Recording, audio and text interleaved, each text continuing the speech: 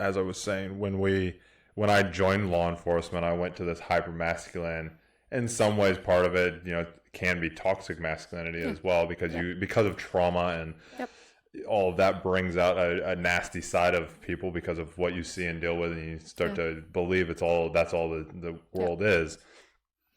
And so in a way you lose hope, which then brings out that toxic masculinity. But I would go to work and be able to sit in that masculinity and not have to sit in that femininity or sit on that feminine side. And then I'd come home and you'd be the hyper masculine person, and we would just clash heads. And then I was going through all my stuff, so I just would shut all that stuff off, and then it kept spiraling as well. I think it really hit.